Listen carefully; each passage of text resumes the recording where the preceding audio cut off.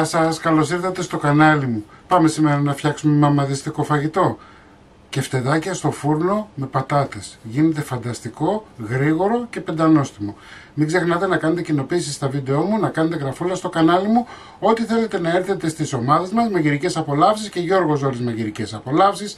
Γράψτε μου ένα σχόλιο από που με βλέπετε ή αφήστε μου μία καρδούλα γιατί με βοηθάτε πάρα πολύ με αυτό. Και τώρα πάμε να σας δείξω την εκτέλεση και τα υλικά.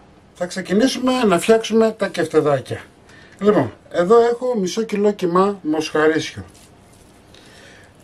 Εγώ λέω στο χασάπι και μου το περνάει μία φορά. Εντάξει, δεν μου το περνάει δύο φορές από το μηχάνημα. Λοιπόν, μισό κιλό κιμά μοσχαρίσιο, 200 γραμμάρια μπαγιάτικο ψωμί βρεγμένο και στημένο καλά. Εντάξει, μαϊντανό.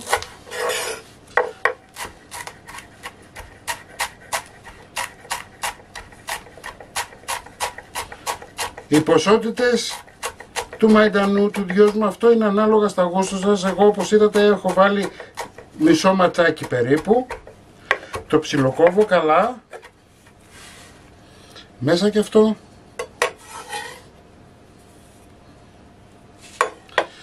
Εδώ έχω φρέσκο δυόσμο. Θα βάλω καμιά 20 φιλαράκια. Έτσι, εάν δεν έχετε και θέλετε να βάλετε ξερό, θα βάλετε μισό κουταλάκι του γλυκού. Προσέξτε, ο φρέσκος ο δυόσμος δεν είναι τόσο δυνατός όσο είναι ο ξερός. Έτσι. Ξυλοκόβουμε.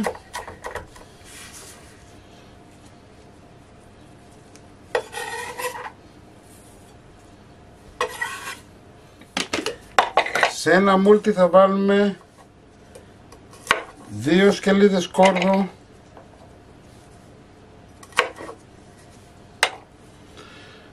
ένα μεγάλο κρεμμύδι το κόβουμε στη μέση. Εγώ βάζω και λίγο στις πατάτες μέσα, έτσι βάζω και σκόρδο. Πάμε να πορτοποιήσουμε.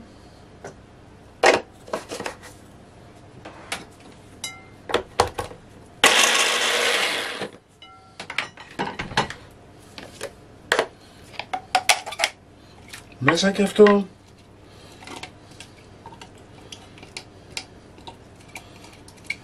Θα βάλουμε αλάτι.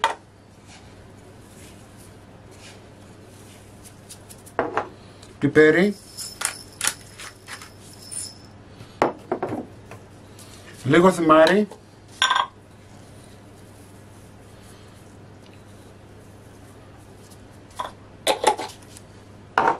Και πάμε τώρα να ζυμώσουμε. Ζυμώνουμε για 4 με 5 λεπτά, έτσι, να έχουμε μία ομογενοποιημένη ζύμη.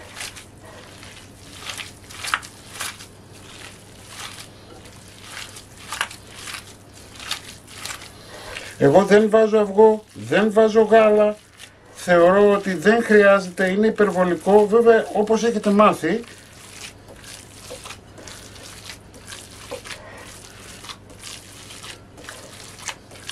Βλέπετε ζύμωμα καλό. Λοιπόν, και εφόσον έχουμε ζυμώσει αρκετά, θα βάλουμε λίγο ελαιόλαδο, 50 γραμμάρια. Θα συνεχίσουμε για λίγο το ζύμωμα. Θα πάρουμε το κιμά μας, θα τον βάλουμε σε ένα μπολ και θα τον βάλουμε ψυγείο. Λοιπόν, σε ένα πυρίξ 25x37 θα βάλουμε ελαιόλαδο, περίπου 100 γραμμάρια.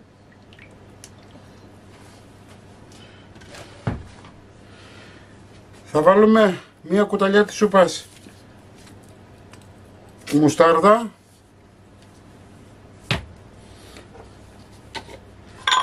σημάρι ή ρίγανη,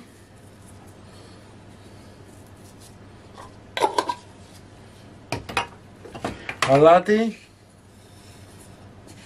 πιπέρι. Εγώ βάζω πάντα λίγη καπνιστή παπρικά, θα του δώσει χρώμα και γεύση, λεμόνι,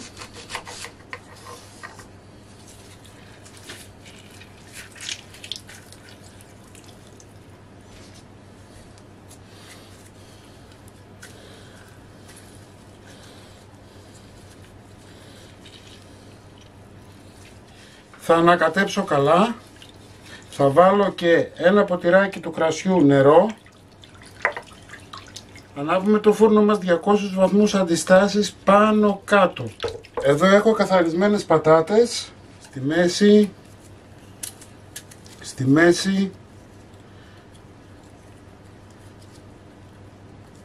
και στη μέση, να είναι λίγο χοντρές. Το ίδιο θα κάνουμε με αυτό.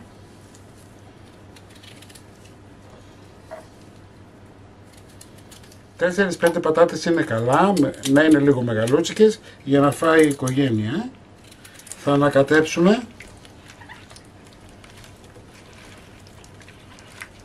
Βάζουμε στο φούρνο για 45 με 50 λεπτά, 200 βαθμούς αντιστάσεις, να ψηθούν λίγο οι πατάτες για να μπορέσουμε μετά να βάλουμε τα κεφτεδάκια. Θα ετοιμάσω και το υπόλοιπο κρεμμύδι μου.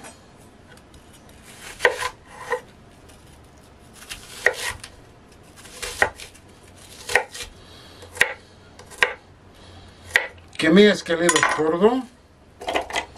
Αυτά δεν τα θέλω πολιτοποιημένα, τα θέλουμε τόσο όσο βλέπετε. Τα αφήνουμε στην άκρη και πάμε να φτιάξουμε τα κεφτεδάκια μας. Αφού έχουν μισοψηθεί οι πατάτες, πάμε να φτιάξουμε εμείς τα κεφτεδάκια. Έχω κόψει 60 γραμμάρια τον κάθε κεφτέ. Έτσι, ζυμώνουμε καλά στο χέρι μας.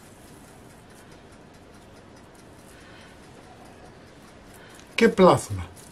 Έτσι, το ζυμώνουμε καλά για να μην έχουμε σκασίματα. Έχω βγάλει από το φούρνο τις πατάτες. Βλέπετε ήδη έχουν πάρει λίγο χρωματάκι.